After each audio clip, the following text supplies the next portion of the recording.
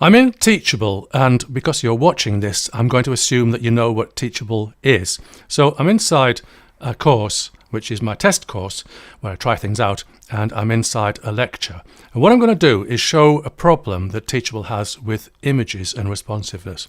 So let's add text. So this is where we would normally add text.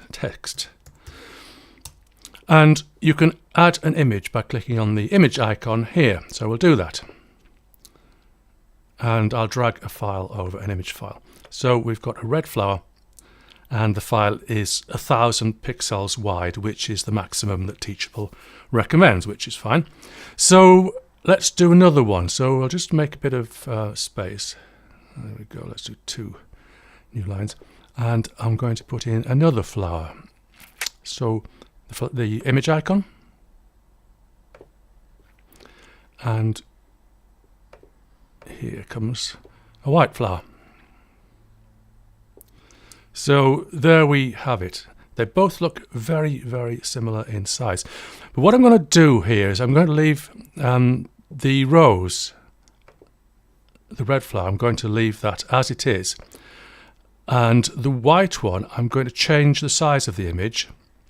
And I will actually change it back to just about where it was originally. So the red flower I've just left as it was when I uploaded it. I haven't changed the size. The white flower I have changed the size and I've resized it. So I can now save that. And we'll go to preview and have a look at what it looks like. So we've got the 2 flowers there. Except something's different, isn't it? So this monitor is it's 1920 pixels wide, and I've got the window maximized.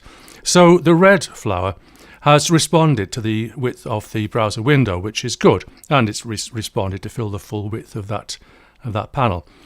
Whereas the white flower, it hasn't responded. It is stuck at its 1000 pixels wide original dimension. So we'll see what happens when I change the width of the browser window. Here we go. So we can see the top image is responding to the browser width. It's filling the full width of its container. Let's see what happens now when we go smaller. Aha. This is where we've got the problem, because the red flower is fully responsive and it will fill its panel all the way down to the narrowest window I can create. Whereas the white flower, it just gets more and more cut off.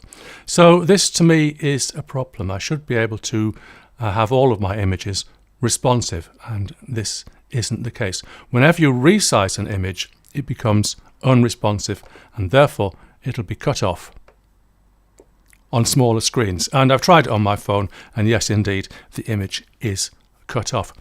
So what can we do about this? Do we just have to live with this issue? Well, the first thing you can do is tell Teachable, which I actually have done. But they say that the behavior is as they intend. What they said was, if you leave the width of an image as it is, they'll presume that you want it to be responsive. And if you adjust the width of the image, they'll presume that you want it to be the size that you've adjusted it to. And it seems that they think that responsiveness is not important in that case. But I think that it is. So what I'll do now is let's just close that window, and we'll go back to my administration. This is the block that I've been working on, and I'm going to do something slightly different this time. I'm going to add a file. So we're on the Add File tab, and I can just drag a file in. So I've got a nice yellow flower here, which makes a contrast to the others. So here's my block with the yellow flower. So I'm not going to actually do anything with it just yet. In fact, I can preview it. Let's just preview it and see what we've got. So we've got red flower, white flower, yellow flower. This yellow flower, if I can just grab the edge of the window. Sometimes it's so difficult just to grab the edge of a window. This yellow flower is responsive, but I haven't resized it because I've got no option to resize it here. There's no option here. There's no option here to resize it. But here's the trick. So if I want to check the image by itself, I'll find that I've got the URL for that image. So I can copy that. So I'm doing a copy, and I can go back to my admin. So at this stage I don't need the flower anymore, so I can delete that attachment. What I'm going to do is add code. So this looks a bit scary, but it's not really all that much. So we do img for image, src for source, equals, and we paste in that URL for the image. And I'm not going to put any width in, I'm not going to put any height in.